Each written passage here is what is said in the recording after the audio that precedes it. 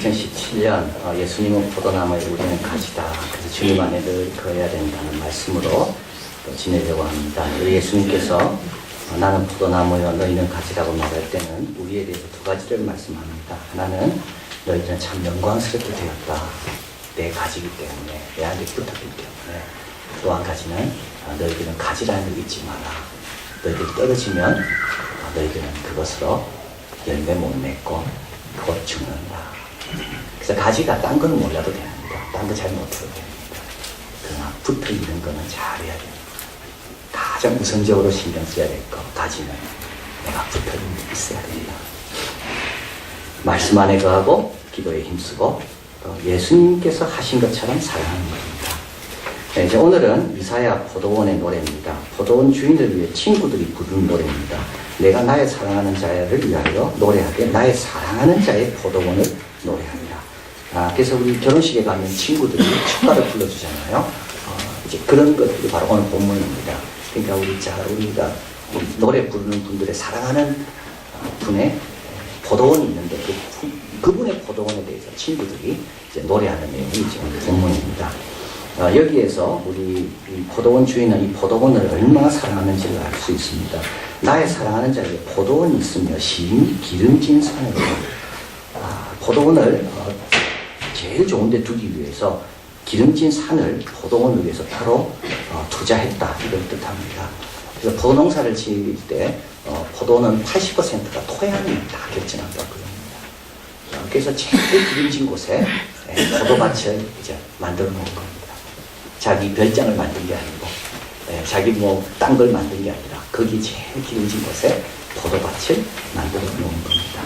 그리고 2절에 보니까 땅을 파고 돌을 제하고 그래서 예루살렘 근처는 이게 산이고 돌이 많기 때문에 거기에 포도밭을 만들려면 손이 많이 갑니다. 그래서 기름진 곳이지만 그곳에는 돌이 많다. 그래서 땅을 다 파고 그리고 돌을 다 제하고 요것만 한 1년 정도 걸린다 그래요. 그래서 다 좋은 토양에다가 좋은 환경을 다 만든 겁니다.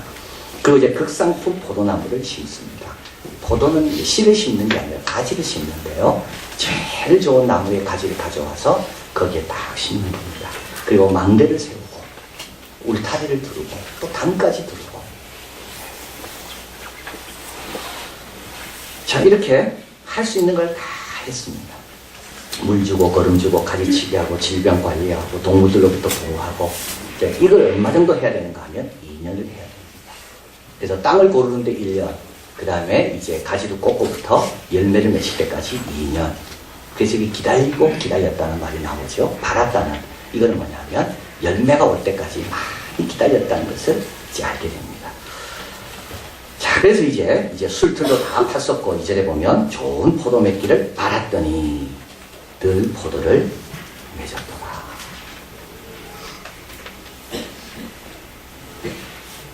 (3절) 예루살렘 거민과 유다 사람들아 구하는 이제 나와 내 포도원 사이에 판단해봐라. 4절 읽어봅니다. 내가 내 포도원을 위하여 행한 것 외에 무엇을 더할 것이 있었으랴. 내가 더할 게 있으면 이야기해봐라.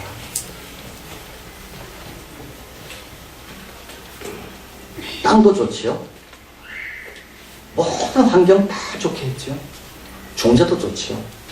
그리고 이 포도원 주인은 포도원을 떠나지 않으면 2년 동안 열매 맺도록 그렇게 관심을 기울였습니다.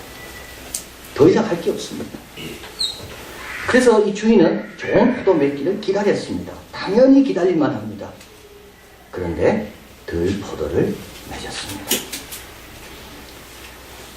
이제 내가 내 포도원에 어떻게 행할 것을 너희에게 이르리라. 울타리를 걷고 담을 헐고 가지를 자름이나 북을 돋우지 않고 구름을 명하여 그 위에 비를 내리지 말라 하였으니 이거는 하나님만 하실 수 있는 것. 구름을 명하여 비를 내리지 마라. 여러분 겸손해야 돼요. 하나님이 구름을 명하여 비를 내리지 않게 하시면 아무리 농사 열심히 지어도요 열매가 없습니다.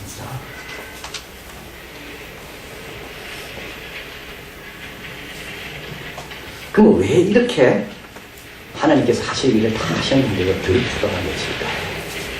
왜 극상품의 포도가 맺혀야 되는데 왜 들포도 어디서나 맺힐 수 있는 별 가치 없는 포도 열매가 왜 맺힐까요? 좋은 땅입니다. 좋은 종자입니다. 그리고 우리 포도원을 너무 사랑하시는 그 아버지의 정성과 사랑이 한 번도 떠난 적이 없습니다. 그런데 왜 들포도가 맺힙니까?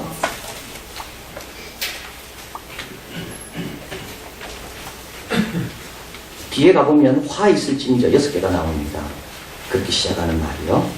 그 이유가 거기서 나옵니다. 1절, 첫 번째는 탐심입니다. 8절 읽어봅니다. 가옥에 가옥을 연하며 전투에 전투를 더하여 빈틈없도록 하고 이 땅 가운데서 홀로 거하려는 그들은 화 있을진저. 왜 열매가 안 좋습니까? 탐심 때문에. 탐심은 뭡니까? 탐심은 무절제한 욕심입니다. 여러분, 원하는 게 있어도 절제가 같이 가야 돼요. 그래야 그 원하는 것이 온전하게 열매를 맺습니다. 절제 없는 욕심은요, 그건 하나님의 뜻을 저버리기가 너무 쉽습니다. 다윗은 얼마나 성전을 짓고 싶었습니까? 근데 하나님 짓지 말았거든요. 절제합니다. 모세는 가나안 땅에 얼마나 들어가고 싶었을까요? 하나님 들어가지 말았거든요. 그 욕심을 절제합니다.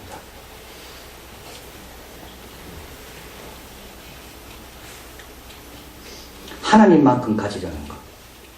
결국 그래서 어떻게 됩니까? 내가 사물을 사로잡는 게 아니라 사물이 나를 사로잡는 것. 이것이 탐심입니다. 계속 끌려다니는 것.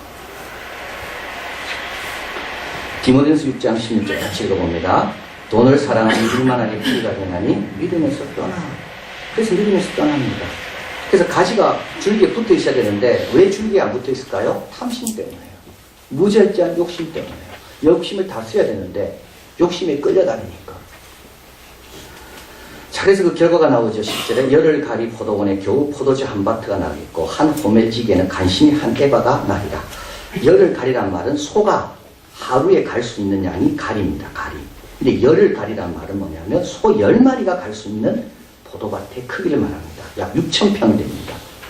그래서 10마리의 소가 갈 수 있는 그 큰 농사를 지었는데 포도주가 한 바트 21리터입니다. 21리터는 가나 혼인집에서 주님께서 그 항아리에 물을 가득 채워라 했잖아요. 그 항아리에 어느 정도 들어가는가 하면 한 110리터가 들어갑니다.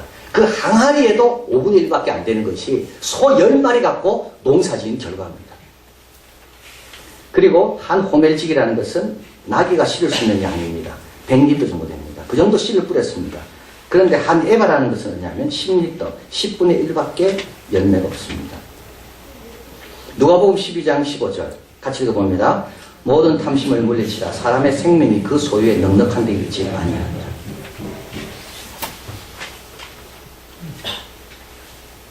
이사야서는 말합니다. 어찌하여 너희가 양식 아닌 것을 위하여 은을 달아주며 배부르게 못할 것을 위하여 수고하느냐. 나를 청정하라. 그리하면 너희가 좋은 것을 먹는다. 너희의 마음이 기름지. 에덴으로 누가 돌아갈까요? 순종하는 자가 돌아갑니다. 여러분 이제 그만 방황하시고요. 다른 데서 찾으려 하지 마십시오. 이제 그만둬야 됩니다. 지금까지도 결과가 없다면 그건 내가 지금 잘못된 방향에서 찾고 있는 거예요. 어디로라고요? 나를 청정하라고. 그러면 너희 마음이 기름지게 될 것이라고. 혼자 살기 위하여 탐심, 집에 집을, 가옥에 가옥을 다하는 이 탐심, 이런 것이 들포도를 맺게 합니다. 두 번째는 연락입니다. 11절 같이 읽어봅니다. 아침에 일찍 일어나 독주를 따라가며 밤이 깊도록 머물러 포도주에 취하는 그들은 화 있을진저. 한번 보십시오. 독주를 따라가기 위해서 굉장히 부지런합니다. 아침에 일찍 일어납니다. 노는 걸 위해서는 시간도 잘 지키고 일찍 일어납니다. 밤새 준비합니다. 그래가지고 시간 되기 전에 미리 일어납니다. 이 연락입니다. 그리고 밤늦게까지 포도주에 취합니다. 이런 데는 시간 가는 줄도 모르고 시간도 안 아깝습니다. 12절 같이 읽어봅니다. 그들의 연회에는 수금과 비포와 소고와 저와 포도주를 갖추었어도 여호와의 행하심에는 관심치 아니하며 그 손으로 하신 일은 생각지 아니하는도다. 자기가 노는 것에 대해서는 너무나도 많은 걸 갖고 있습니다. 그런데 하나님이 행하신 것에는 생각이 없습니다.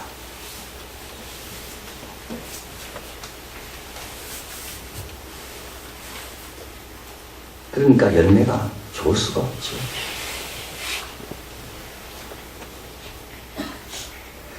자, 세 번째는 하나님을 시험합니다. 18절 한번 읽어봅니다. 거짓으로 끈을 삼아 죄악을 끊으며 수레의 줄로 함같이 죄악을 끊는 자는 화 있을진저. 한번 잘 보시면요, 거짓으로 끈을 삼습니다. 그래서 죄악을 끕니다. 수레의 줄로 함과 같이 죄악을 끕니다. 근데 이 죄악은 그냥 끄는 게 아니라 뭐로 끄는가 하면 거짓으로 만든 끈으로 끕니다. 이 거짓끈이 뭘까요? 거짓끈. 그리고 거짓끈이 끌고 오는 게 뭘까요? 이게 하나님을 부인하는 무신론자들입니다. 그냥 부인하지 않습니다. 뭔가 이론을 갖고 하나님을 부인합니다. 그 이론이 뭘까요? 그 거짓을 끄는 겁니다. 근데 그 끈은요, 굉장히 잘못되어 있습니다. 게하르트 로핑크는 오늘날 무신론은 무엇을 주장하는가? 그래서 이렇게 말합니다. 무신론자들은 단순하게 자기 주장을 펴지 않는다. 그들은 점점 더 치밀하게 그들의 주장을 전개한다. 과학적인 방법이라고 주장한다. 과학은 뭡니까? 수치하고 측정할 수 있는 것을 연구의 대상으로 삼는 것이 과학입니다. 이런 것들을 연구하는 거죠. 수치하고 측정할 수 있는 것. 그러나 그 이상의 것은 과학의 대상이 되지 않습니다. 그런데요, 오늘날은 과학 만능주의입니다. 사랑도, 감정도 다 과학으로 설명하려고 합니다. 그래서 스캔으로 뇌를 끊어가지고 인간이 사랑할 때 뇌가 어떻게 움직이는가, 화학이 어떻게 움직이는가. 그래서 인간의 모든 신비한 것들을 다 뭐로 설명하려고 합니까? 화학으로 설명을 하려고 합니다. 측정할 수 있는 영역을 자꾸 확대해 나갑니다. 어디까지 나갑니까? 어디까지 나가는가 하면 이까지 나갑니다. 더 이상 수치할 수 있고 측정할 수 있는 것들에 대해서 제한한다고 연구하지 않고, 그렇게 말하지 않고, 이 세상에는 모든 것은 수치화되고 측정될 수 있는 것만 존재한다고 말합니다. 수치화할 수 있고 측정할 수 없는 것은 존재하지 않는다고 이야기하는 겁니다.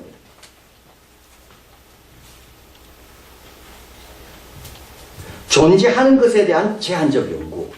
그래서 과학자들은 참 겸손해야 되는 거예요. 내가 연구하는 것은 존재하는 것만, 측정할 수 있는 것만 하는 거고, 그리고 나는 아주 제한적으로 연구한다는, 옛날 과학자들은 다 그랬습니다. 갈릴레오도 망원경 가지고 달을 관찰한다 한 다음에는 하나님께 감사했습니다. 하나님 나에게 망원경을 알게 하시고 망원경을 개발하게 하셔서 나로 하여금 달을 보게 하셨네요. 아인슈타인도 모든 걸 연구할 때 하나님이면 어떻게 생각할까? 이런 생각을 했습니다. 아이작 뉴턴은 누굽니까? 땅과 하늘에 어디든지 보편적으로 적용될 수 있는 원칙을 발견한 사람이 아이작 뉴턴입니다.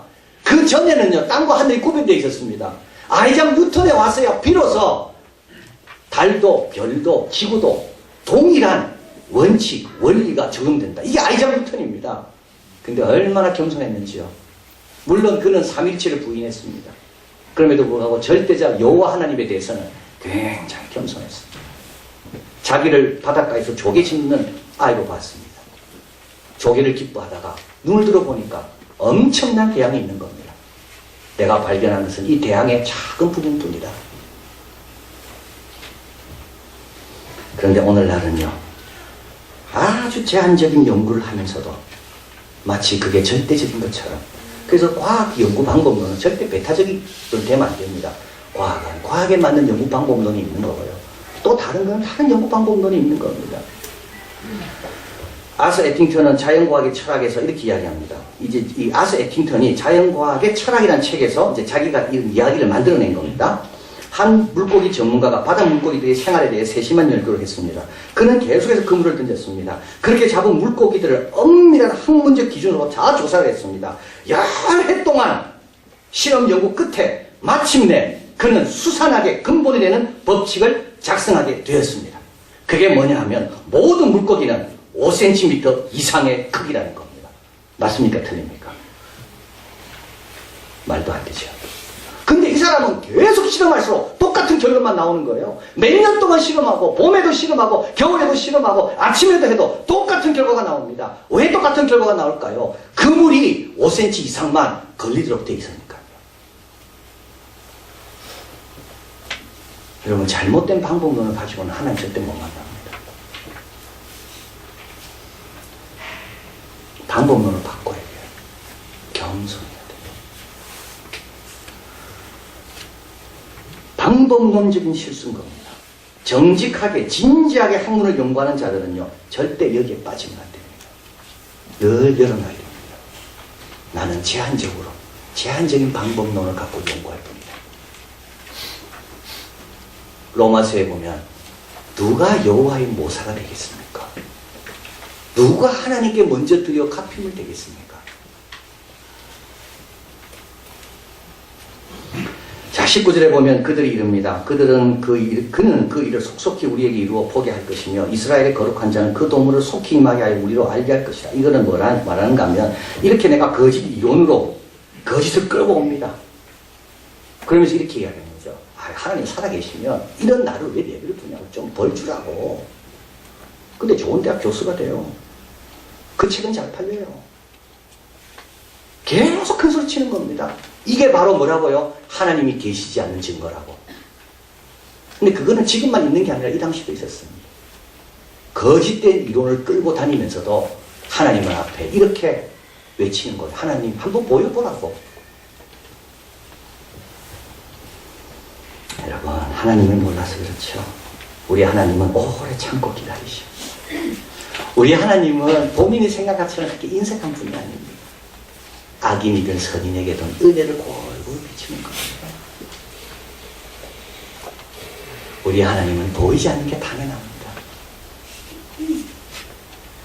우리 하나님을 만나려면 마구간으로 가야 되는 거예요. 복이 있는 사람은 누굽니까? 이런 악인의 길에 쫓지 않고 죄인의 길에 서지 않고 오만한 자의 자리에 앉지 않는 겁니다. 이런 이론을 자꾸 접하고 이런 데 자꾸 휘둘리잖아요. 열매 못 맺는 겁니다. 하나님을 찬양하고 하나님을 사랑하고 오늘도 나와 동행하신 하나님을 만나고 복 있는 사람은 여호와 율법을 취하로 묵상하고 그런 사람이 시절을 쫓아 열매를 맺는 것. 마지막으로 이렇게 열매를 못 맺은 이유는 자의적으로 기준을 바꿉니다. 20절 같이 읽어봅니다. 악을 선하다 하며 선을 악하다 하며 흑암으로 광명을 삼으며 광명으로 흑암을 삼으며 쓴 것으로 단 것을 삼으며 단 것으로 쓴 것을 삼는 그들에게 화 있을진저. 여러분, 악을 선하다 합니다. 틀린 걸 맞다 하고 맞는 걸 틀리다 그럽니다. 문화의 이름으로, 예술의 이름으로 추한 걸 갖고 예쁘다고 이야기합니다. 어린아이가 봐도 추한 건데 삐뚤어진 재능이죠. 재능의 삐뚤어진 사용입니다. 누가 봐도 저거는 사람의 마음을 불편하게 하는데도 저거는 예술성이 높다라고 이야기합니다. 여러분, 속으면 안 됩니다. 하나님이 우리에게 주신 예술성은 정말 아름답고 우리의 마음을 기쁘게 하는 겁니다. 하나님이 창조하신 것은 얼마나 아름답습니까? 그런데 그것보다도요, 이상하게 꼬우고 왜곡시키고 해체시키고 그런 것들을 가리켜서 예술이라고 이야기하고 그런 사람들을 가리켜서 천재라고 이야기하고, 물론 재능은 천재입니다. 그냥 잘못 사용하고 있는 겁니다. 왜 아담과 이브가 에덴 동산에 쫓겨났을까요? 오늘 이 이야기는, 이 포도원 이야기는 에덴 동산 이야기입니다. 에덴 동산에 부족한 게 뭐가 있습니까? 하나님께서 할 수 있는 게 더 뭐가 있습니까? 근데 왜 에덴 동산에 쫓겨날까요? 하나님이 주신 질서, 법칙을 자의적으로 바꿨기 때문에. 이게 교만한 겁니다. 이게 교만한 겁니다. 잠언 26장 12절 같이 읽어봅니다. 내가 스스로 지혜롭게 여기는 자를 보느냐, 그보다 미련한 자에게 오히려 바랄 것이 있느니라. 잠언은요, 지혜가 있습니다. 미련한 자가 있습니다. 그리고 경건한 자가 있습니다. 제일 지혜로운 사람은 경건한 자, 그 다음에 지혜로운 자, 그 다음에 미련한 자. 미련한 자가 미련한 자가 있습니다. 누구냐면 스스로 지혜롭다고 여기는 자. 자기를 잘 몰라요. 내가 참 부족한지는 몰라요. 열매가 없습니다. 자, 그래서 우리 하나님께서 이제 예루살렘과 유다의 이런 열매를 보고 심판하기 위해 사람들을 보냅니다. 그게 이제 26, 28절입니다. 이걸 보면요, 참 부끄럽습니다. 자, 하나님의 심판에 병사들이 달려옵니다. 보라, 그들이 빨리 달려옵니다. 곰핍하여 넘어지는 자도 없습니다. 조는 자도 없습니다. 자는 자도 없습니다. 그들의 허리띠는 풀리지 아니합니다. 그들의 신들매는 끊어지지 아니합니다. 그들의 살은 날카롭습니다. 모든 활은 당겨졌습니다. 말발굽은 부싯돌 같습니다. 차바퀴는 에리바람처럼 같습니다. 이게 사실 성도가 이래야 되는 거예요. 이건 다 훈련받은 모습입니다. 늘 준비하고 있는 모습입니다. 멀리서 달려왔지만 그 마차의 바퀴는 반짝반짝 빛납니다. 그 먼 길을 왔지만 좋은 사람은 한 명도 없습니다. 대원은 흐트러뜨리지 않습니다. 왜냐하면 훈련받고 준비되어 있고 충성하니까.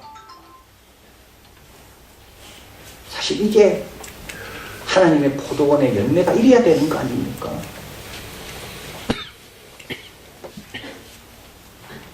하나님의 전신갑주를 입는 우리들의 모습이 이래야 되는 겁니다. 우리 예수 하나님은 포도원 주인은 이렇게 말합니다. 나와 내 포도원 사이에 판단하라. 내가 내 포도원을 위하여 행한 것 위에 무엇을 더할 것이 있었을까? 우리 하나님은 우리를 여전히 내 포도원이라고 부르십니다. 우리 예수님 말씀합니다. 나는 참 포도나무요 내 아버지는 그 농부라. 우리를 어디에 접붙여 주셨습니까? 그 아들에 접붙여 주셨습니다. 그리고 우리를 교회에 넣어주시고 지금도 우리 아버지는 부족함이 없도록 우리를 인도하시는 겁니다. 그리고 뭘 기다리실까요? 좋은 포도 열매 맺기를 기다리십니다. 탐심 버리시고 자족하십시오. 교만을 내려놓으시고요. 우리 하나님만 의롭다고 거룩하시다고 높이십시오. 그리고 연락 이런 데보다도 하나님 일에 관심을 갖는 겁니다. 그러면 좋은 열매 맺는 올해 한 해가 될 줄 믿습니다. 사랑하는 하나님 감사합니다. 참 저희들 좋은 데 심겨주셨습니다. 오늘도 우리 참 신실한 우리 농부 되신 우리 아버지는 늘 이를 돌보시며 또 우리의 필요 없는 것은 제거하시고 좋은 것은 열매 맺도록 늘 돕고 계십니다. 하나님 홀로 잘 되겠다는 이런 탐심 다 내려놓게 하시고 하나님이 정해놓은 기준을 자의적으로 바꾸지 않게 도와주시고 거짓 이론을 가지고 우리가 소보나 거짓 이론 가지고 하나님에 대해서 함부로 말하지 않게 하시고 그리고 하나님 일에 관심을 많이 갖고 예배와 기도와 하나님 말씀 배우고 주의 일을 감당하는데 좀 더 시간을 내고 집중해서 주님이 기대하시는 그런 좋은 열매 맺는 우리들이 다 되게 도와 주시옵소서. 예수 그리스도 이름으로 기도하옵나이다. 아멘.